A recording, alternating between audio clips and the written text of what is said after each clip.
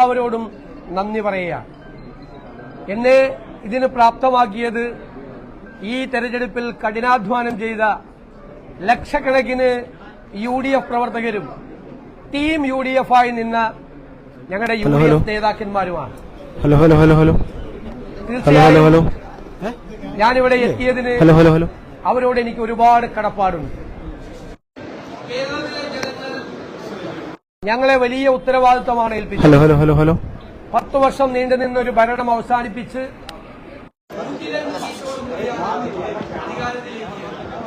ആ ജനങ്ങളോട് ഞങ്ങൾ പറഞ്ഞ കാര്യങ്ങൾ ഒന്നൊന്നായി ഞങ്ങൾ ചെയ്തു, കഠിനാധ്വാനം ചെയ്തു, പൂർണ്ണമായ അർപ്പണബോധത്തോടെ ജനങ്ങളുടെ ജീവിത നിലവാരം ഉയർത്താൻ, കേരളത്തെ മാറ്റിയെടുക്കാൻ, പുതിയ ഒരു കേരളത്തെ സൃഷ്ടിക്കാൻ, ഒരു പുതിയ യുഗത്തിന് തുടക്കമിടാൻ ഞങ്ങൾ എല്ലാവരും ചേർന്ന് കഠിനാധ്വാനം ചെയ്യും. രാഷ്ട്രീയ പ്രവർത്തനവും പൊതുപ്രവർത്തനവും ജനങ്ങൾക്ക് വേണ്ടി നടത്തുന്ന കഠിനാധ്വാനവും അവർക്ക് വേണ്ടി അർപ്പണബോധത്തോടു കൂടി ചെയ്യുന്ന പ്രവർത്തനമാണ് എന്ന് ഞങ്ങളതിന്റെ നിർവചനം മാറ്റിയിരുന്നു. പൊതുപ്രവർത്തനത്തിന്റെയും രാഷ്ട്രീയത്തിന്റെയും നിർവചനം അതായിരിക്കുമെന്ന് മാറ്റിയെഴുതും. ഇതൊരു ദൈവികമായ നിയോഗമായി ഞാൻ കാണുന്നു. വ്യക്തിപരമായി കിട്ടിയ ഒരു കാര്യമായിട്ടല്ല കാണുന്നത്. അതിനെ സഹായിച്ച ഒരുപാട് ആളുകളുണ്ട്. ഈ വലിയ വിജയത്തിന് ഞങ്ങളെ സഹായിച്ചത്, ഏറ്റവും കൂടുതൽ സഹായിച്ചത് AICC ആണ്.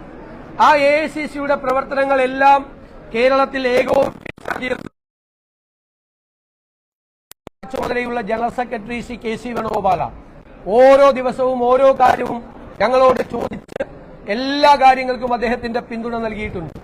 അതുപോലെ ഇതിന്റെ ക്യാമ്പയിൻ കമ്മിറ്റി ചെയർമാനായിരുന്ന നമ്മുടെ മുൻ പ്രതിപക്ഷ നേതാവ് കൂടിയായിരുന്ന KPCC പ്രസിഡന്റായിരുന്ന ശ്രീ രമേശ് ചെന്നിത്തല എന്റെയും പങ്കുണ്ട്. എന്റെ നേതാവ് കൂടിയാണ് ശ്രീ രമേശ് ചെന്നിത്തല. എന്റെ പ്രിയങ്കരനായ അവരെ എല്ലാവരെയും പൂർണ്ണമായ വിശ്വാസത്തിൽ KPCC പ്രസിഡന്റ് ശ്രീ സണ്ണി ജോസഫിനോട്, അതുപോലെ ഇവിടുത്തെ ചുമതലയുണ്ടായിരുന്ന എല്ലാവരോടും, അവരുടെ ഗ്രാമീണ പ്രവർത്തനങ്ങൾക്ക് നേതൃത്വം കൊടുത്ത എല്ലാവരോടുമുള്ള നന്ദി ഞാൻ പ്രത്യേകമായി പറയുകയാണ്. ഇത് വലിയൊരു ഉത്തരവാദിത്തമാണ്. കാരണം കേരളം അതിന്റെ ഏറ്റവും വലിയ സങ്കീർണമായ ഒരു അവസ്ഥയിലൂടെ കടന്നു പോവുകയാണ്.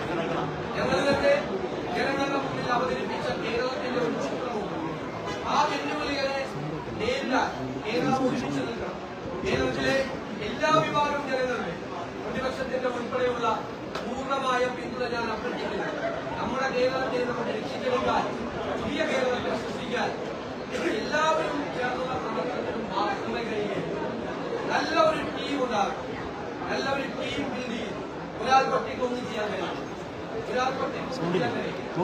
ടീമിനായിരിക്കും ചെയ്യുന്നത്. കേരളത്തെ രക്ഷിക്കാനുള്ള ആ ടീം ബിൽഡ് ചെയ്യുക എന്നുള്ള ഉത്തരവാദിത്വം കൂടി തീർച്ചയായും ഏറ്റെടുക്കും. ഹൃദയം നിറഞ്ഞ നന്ദി എല്ലാവരോടും പറയുന്നു. കേരളത്തിലെ ജനങ്ങളോട് പറയുന്നു.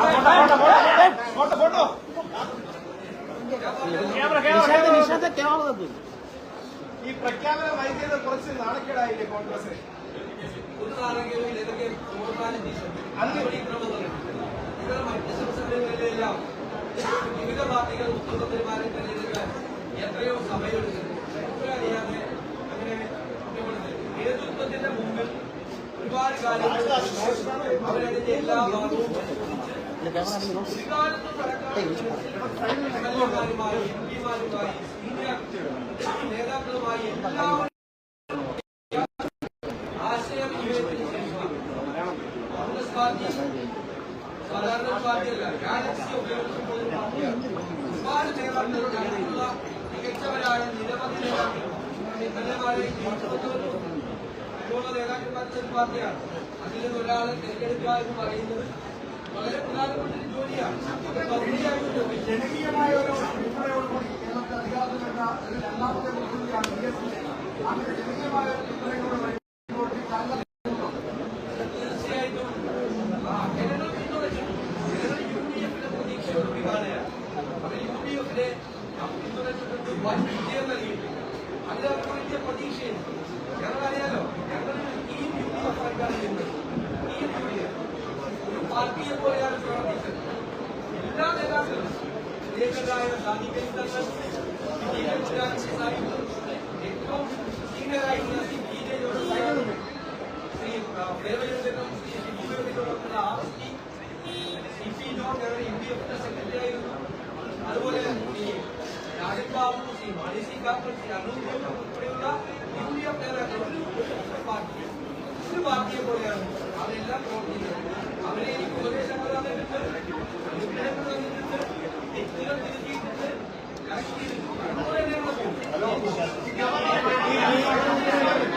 പിന്തുണ, പ്രത്യേകിച്ച് MLA-മാരുടെ പിന്തുണ വളരെ കുറവാണെന്നൊരു വിലയിരുത്തലൊക്കെ ഉണ്ടായിട്ടുണ്ട്. നിയമസഭാ കക്ഷി യോഗത്തിലൊക്കെ MLA-മാരുടെ അങ്ങേക്കുണ്ടായ പിന്തുണ വളരെ കുറവെന്നുള്ള ഒരു ചർച്ചകളും അത്തരത്തിലുള്ള ഒരു വിവാദങ്ങളൊക്കെ ഉണ്ടായിട്ടുണ്ട്.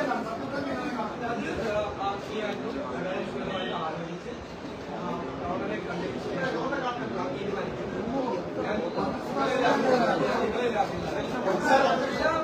നേതാക്കളുമായി അവരുമായിട്ട് ആലോചിച്ച് അതിനെല്ലാം തീരുമാനിക്കുന്നതാണ്. സാർ, MLA-മാരുടെ പിന്തുണ